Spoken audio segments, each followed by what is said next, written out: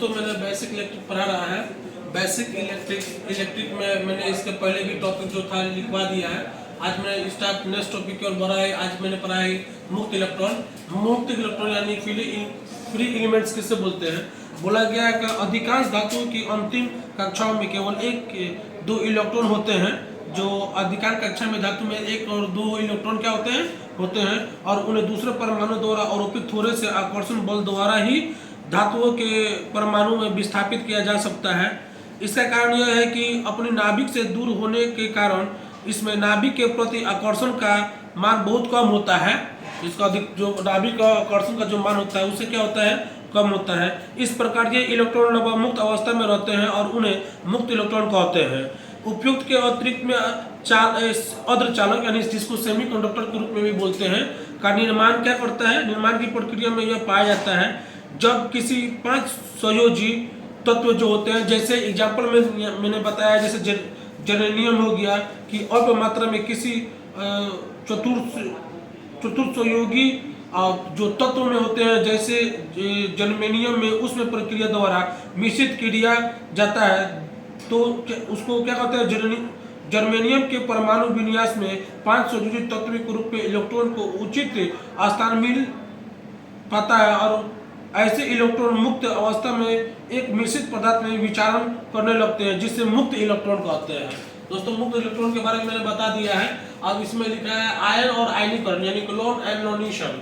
इसमें बोला गया है क्या है कि इसी में क्या है इसका आयन जो मैंने टॉपिक लिखवाया है इसी टॉपिक में है आयनिक लोन। इसमें बोला गया है कि लोन में आयन का अवेश युक्त परमाणु या परमाणुओं के समूह को आयन कहते हैं।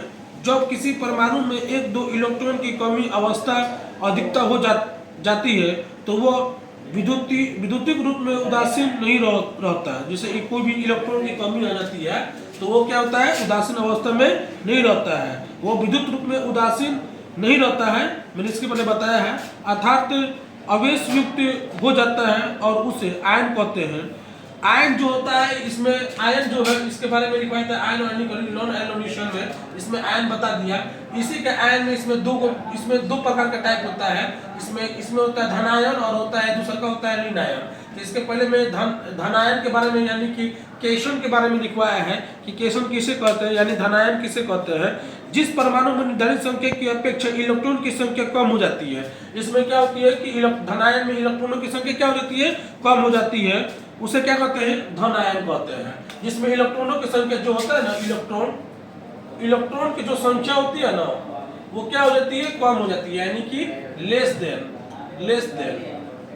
हो जाता है। उसे क्या करते हैं, धन आयन करते हैं। और ऋण आयन किसे बोलते हैं कि जिस परमाणु में निर्धारित संख्या की अपेक्षा इलेक्ट्रॉन की संख्या अधिक हो जाती है उसे ऋण आयन कहते हैं। इसमें क्या होता है इसमें होता है इलेक्ट्रॉनों की जो संख्या होती है, इलेक्ट्रॉनों की संख्या वो क्या हो जाती है, इसमें मोर देन हो जाती है।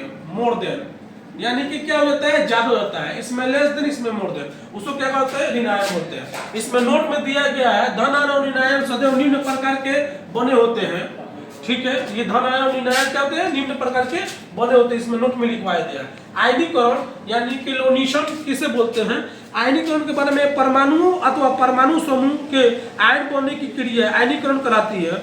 अकार्बनिक पदार्थ में अधिकांश रासायनिक क्रिया आयनीकरण के रूप में संपन्न होती है। दोस्तों मैंने आयनीकरण तक आज कंप्लीट कर दिया है। इसके बाद में पढ़ाऊंगा विद्युत धारा के बारे में बताऊंगा। वीडियो अच्छा लगा होगा तो लाइक एंड शेयर सब्सक्राइब कर दीजिएगा और मुझे उम्मीद है कि दोस्तों आपको वीडियो समझ में आया होगा। अच्छा लगे तो लाइक एंड सब्सक्राइब कर दीजिएगा। जय हिंद।